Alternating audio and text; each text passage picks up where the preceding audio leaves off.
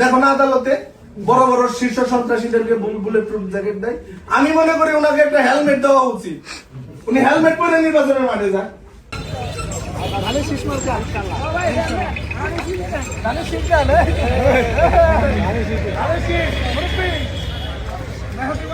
মানুষের মার্কা দীর্ঘ সময় 17 বছর পরে ভোট দেওয়ার একটা পরিবেশে ধানের শীষ মার্কা একটা ভোট দিবে 12 তারিখ ইনশাল্লাহ।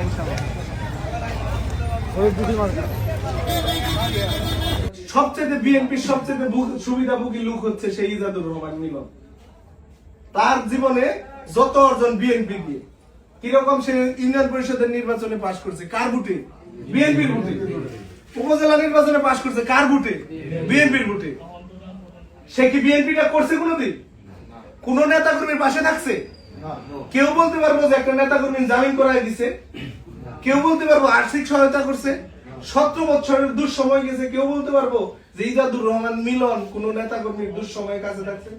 হামলা মামলা গুম খুমের শিকার হয়েছে ওই নেতা কর্মীর বাড়িতে গেছে, মা বাবাকে সান্ত্বনা দিছে। একটা মানুষ জেলখানায় গেছে, তার মা বাবা আত্মীয় স্বজনকে সান্ত্বনা দিছে। কেউ বলতে পারবো? বলতে পারবো না। তোমার আমার সকলের বাসায় পুলিশ গেছে, উনি কিন্তু দোতলায় আরামে ঘুমাইছে। আমার আরামে ঘুমাইছে না? ওনার বাসায় পুলিশ গেছে। উনি শুধুমাত্র তার নির্বাচনের সময় তার একটি মুখোশ লেবাস নিয়ে এসে নির্বাচনের মাঠে নেমে আসে। নির্বাচন ব্যতীত ইজাদুর রহমান মিলনকে এই গাজীপুর সদর উপজেলার এই মণিপুর কেন্দ্রে কেউ দেখছে? এই মণিপুর বাজারে কেউ দেখছে? পালতুলকে দেখছে? ভবানীপুর কেউ দেখে? দেখেন। সে কি করে?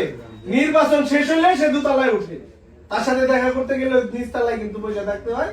পয়সা থাকার পরে 2 ঘন্টা পয়সা থাকলে সে মন চাইলে নিচে আসে, না মন চাইলে নিচে আসে না। এখন কিন্তু সে আবার নতুন রূপ ধারণ করছে মানুষকে চোখে তুলে দেওয়ার জন্য, মিথ্যা প্রপাগান্ডার জন্য সে বুলেট প্রুফ জ্যাকেট নিয়ে সে রাস্তায় নামছে। এটা একটা নাটক না? আমি বলি বুলেট প্রুফ জ্যাকেট সন্ত্রাসীদের গায়ে দেওয়া হয়। দেখো না আদালতে বড় বড় শীর্ষ সন্ত্রাসীদেরকে বুলেট প্রুফ জ্যাকেট দেয়। আমি মনে করি ওনাকে একটা হেলমেট দেওয়া উচিত। উনি হেলমেট পরে নির্বাচনের মাঠে যান। গাজীপুরের পরিস্থিতি নির্বাচনের সবচাইতে ঠান্ডা এবং শান্তিপূর্ণ।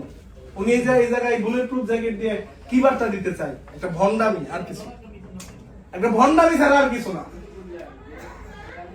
পরিষ্কার কথা, আমরা কিন্তু নজরে রাখতেছি কোন আওয়ামী লীগের দোষর, কোন ছাত্রলীগ, কোন আওয়ামী লীগ কার সাথে কোন জায়গায় প্রচারণায় যায়, কোন প্রার্থীর পিছনে যায়, তাদের কিন্তু আমরা কিন্তু নজরে রাখবো। তাদের কিন্তু যার যার ভোট শেষে দিব, কিন্তু আওয়ামী লীগের দোষরদের কোনো ক্ষমা আছে?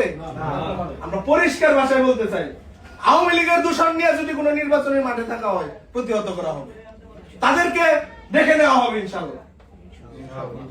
পরিষ্কার কথা। এর জন্য ছাত্র দলের টিম তোমরা যারা আছো সদা সর্বদা অ্যাক্টিভ, এবং ধানের শীষকে বিজয়ী করার আগ পর্যন্ত মাঠ ছাড়া যাবে না, কেন্দ্র ছাড়া যাবে না।